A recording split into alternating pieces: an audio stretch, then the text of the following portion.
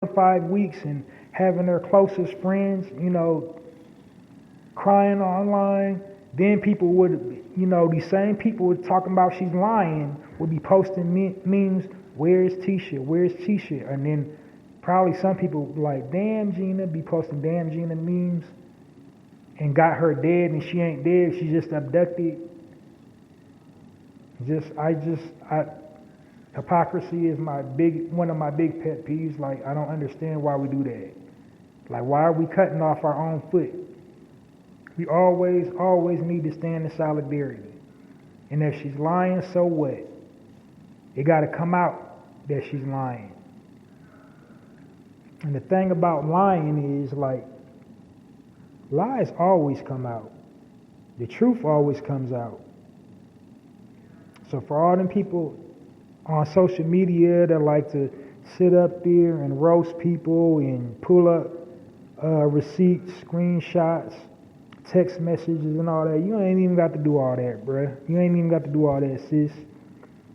You ain't got to pull out all them receipts, because the truth always comes out. Like, if you've been paying attention in the conscious community, when people ain't who they say they are, the truth always comes out. You sit back in an ultra rare moment, they'll tell you who they really are. They might sit up there and say, I'm this and I'm that, and I represent this and I'm for the people, but then the body of work don't match up. The truth always comes out. You don't have to expose nothing online. The truth's going to come out. So if she's lying about this, the truth is going to come out. But until then, as a community, we should be in support of her and uplifting her and, just like create the space of anything you need, I got you. We're not doing that. We're sitting up there stomping, doing a social media stomp out. And we don't even know the full details yet.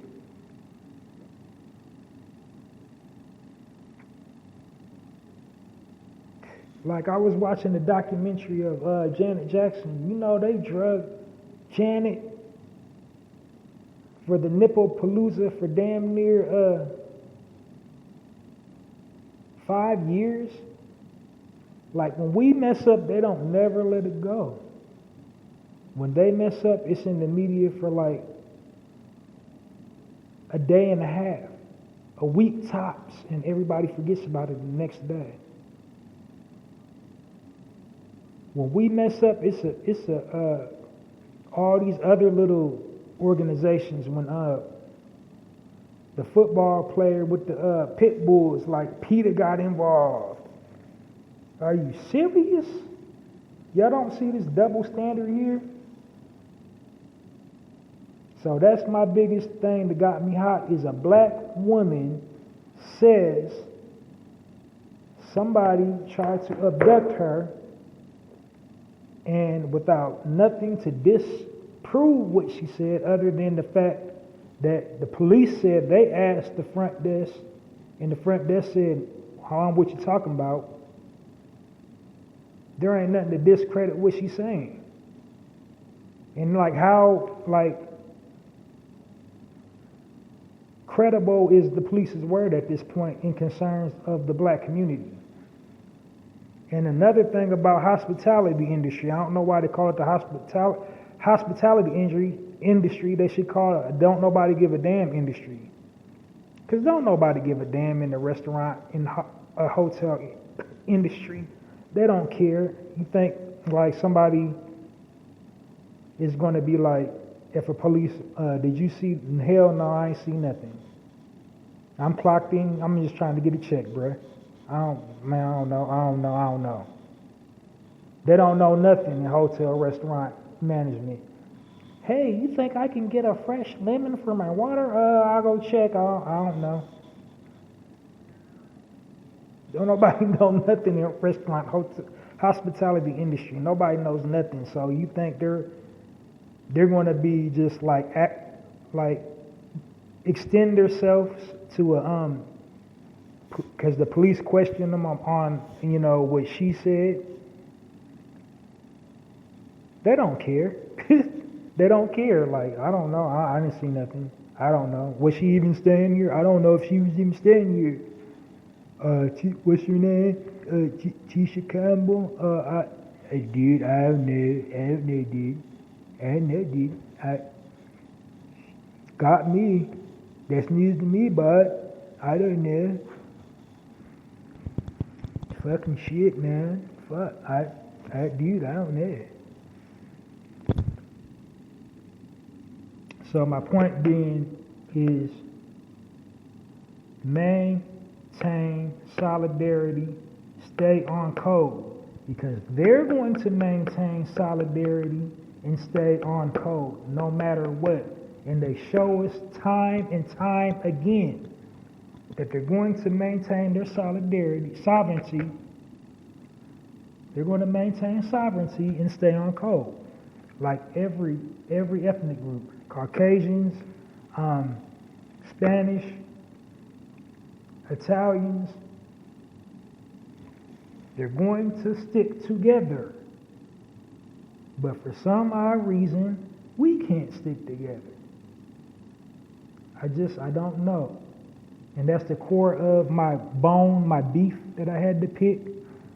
That everybody was so judgmental and unsupportive and unbelieving, and just keep on poking holes in every teeny tiny thing. Like, why did she take to social media? Well, she was so scared. Why she ain't called the police? Like, I'm like her now. Cause she ain't a bitch. She's from Brooklyn, New York. Rocks BKNY. And the niggas in DC prefer Versace. She's a notorious TIN, bitch.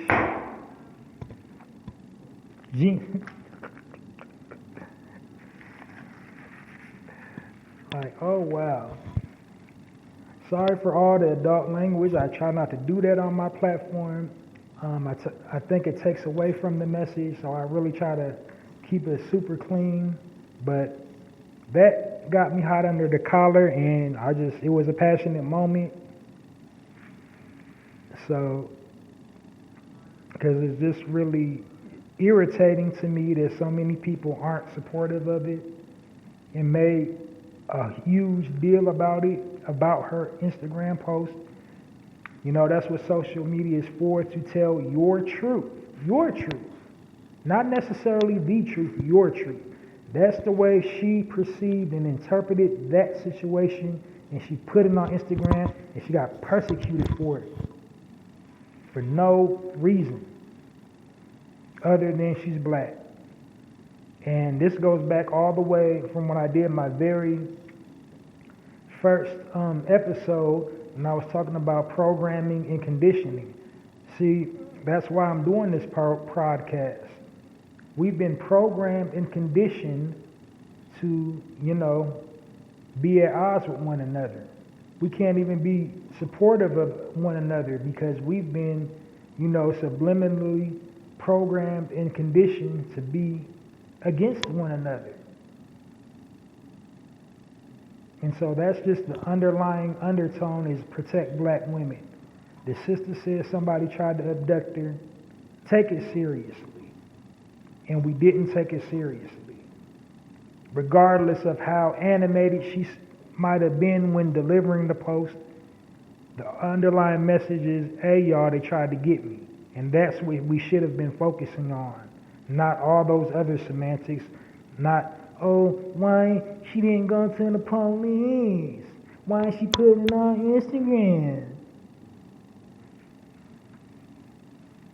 Like, and then some of y'all sit up there and put your day on Facebook from the time you wake up to the time you go to sleep, who you're dating, and you got the audacity to be like, why she put it on Instagram if it ain't no hoax?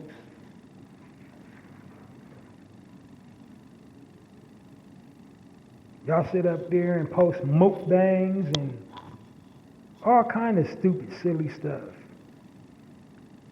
And spreading awareness about a real situation.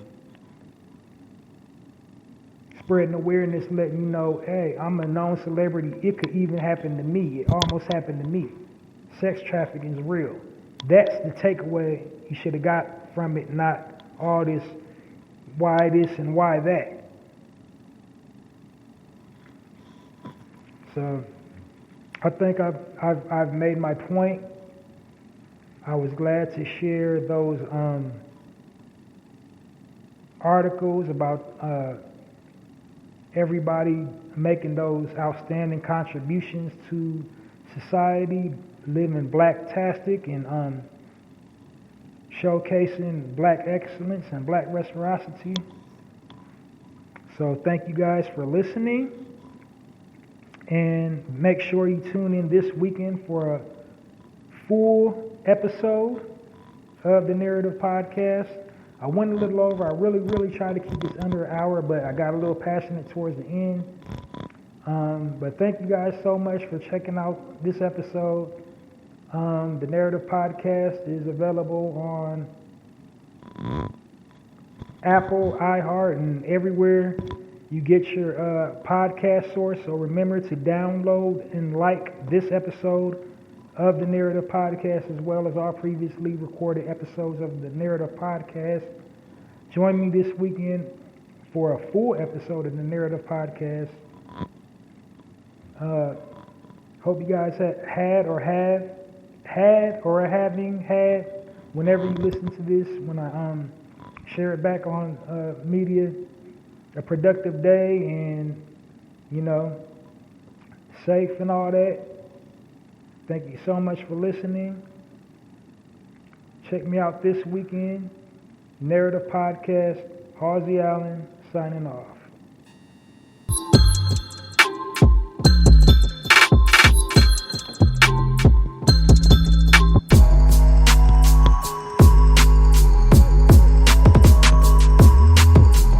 I'm gonna set your place on fire. Put a little bit of shit, put a little